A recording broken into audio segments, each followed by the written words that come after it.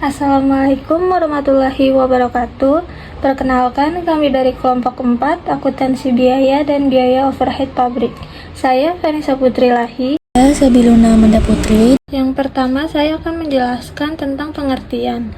Biaya overhead pabrik atau yang sering disebut BOP adalah biaya produksi yang tidak dapat diatribusikan secara langsung ke unit produk tertentu, seperti biaya sewa pabrik, listrik, dan gaji staf produksi tidak langsung. Di sini saya akan menjelaskan yang termasuk BOP dan contohnya. Pertama, yang termasuk BOP itu ada bahan baku tidak langsung. Contohnya itu pelumas mesin yang digunakan dalam proses produksi tetapi tidak menjadi bagian dari produk akhir. Lalu yang kedua itu ada biaya tenaga kerja tidak langsung. Contohnya gaji dan tunjangan untuk supervisor pabrik atau tenaga kebersihan pabrik. Yang ketiga itu ada biaya fasilitas. Contohnya itu biaya sewa, asuransi, pajak, properti, serta biaya utilitas seperti listrik dan air untuk pabrik. Nah, yang keempat itu ada perbaikan dan pemeliharaan. Biasanya tuh contohnya biaya untuk perawatan dan perbaikan mesin-mesin dan peralatan produksi. Selanjutnya ada fungsi. Yang pertama, mengontrol pengeluaran biaya non-produksi. Seperti yang kita ketahui, perusahaan wajib mengontrol cash flow bisnisnya. Selain demi mengantisipasi resiko, kegiatan pengawasan bisa menghindarkan bisnis dari munculnya oknum dengan kepentingan pribadi. Yang kedua, ada dasar estimasi anggaran tiap divisi. Setiap bisnis punya cara menghitung biaya overhead berbeda-beda. Salah satu metode perhitungan paling mainstream untuk overhead cost adalah dibagi berdasarkan kebutuhan tiap divisi. Yang ketiga, mengurangi biaya overhead tidak diperlukan. Fungsi berikutnya, perhitungan biaya overhead adalah membantu divisi keuangan mengurangi sektor-sektor overhead cost yang tidak prioritas. Dengan demikian, pengeluaran bisnis di bagian overhead dapat dipastikan efektif dan efisien.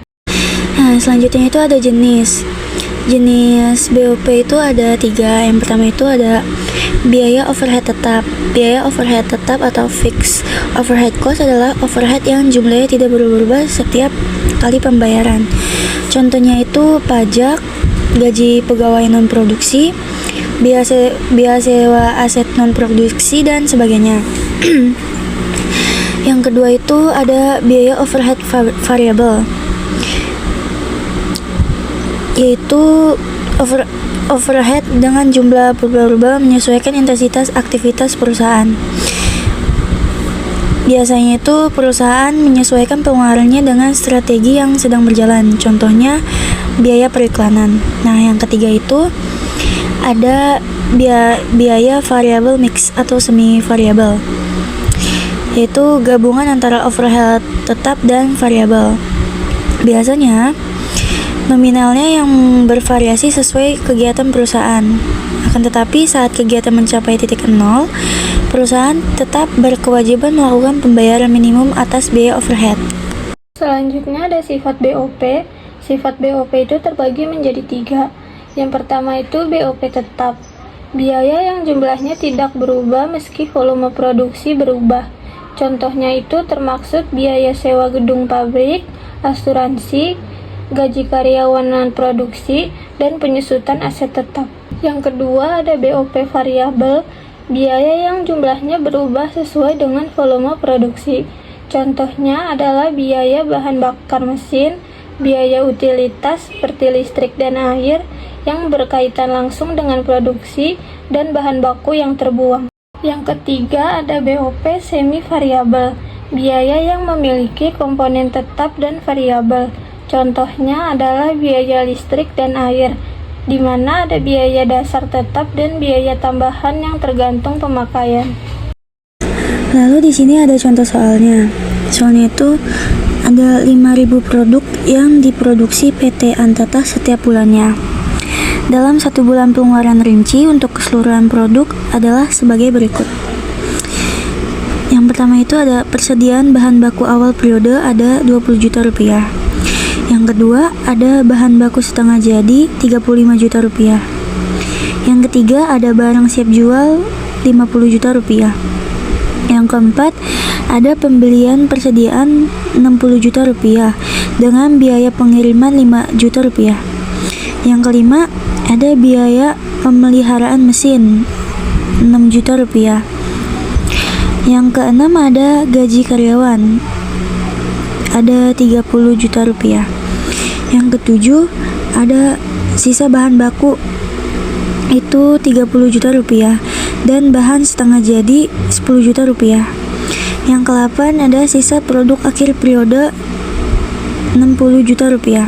Dan yang terakhir yang ke-9 ada biaya overhead selama 1 bulan itu 5 juta rupiah.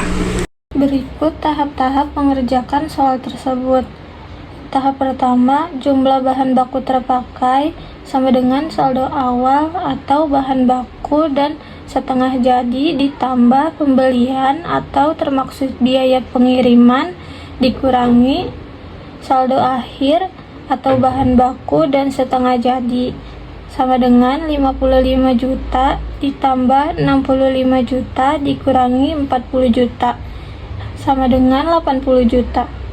Tahap yang kedua, jumlah gaji tenaga kerja ditambah overhead produksi sama dengan 30 juta ditambah 5 juta sama dengan 35 juta. Tahap yang ketiga itu biaya produksi sama dengan nilai bahan baku ditambah biaya tenaga kerja dan overhead berarti sama dengan 80 juta ditambah 35 juta berarti sama dengan 115 juta.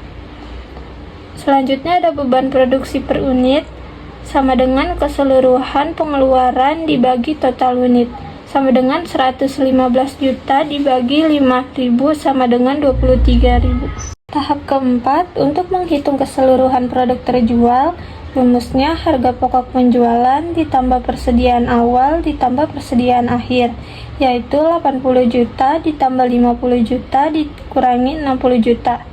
Hasilnya itu 70 juta. Nah, apabila diperhitungkan sesuai harga pokok penjualan per item, maka jumlah penjualan adalah sekitar 3.000 item. Nah, setelah itu kita hitung HPP-nya. Yang pertama itu kita harus menentukan besar untung yang didapatkan dari nilai HPP dikali dengan jumlah keuntungan yang diinginkan.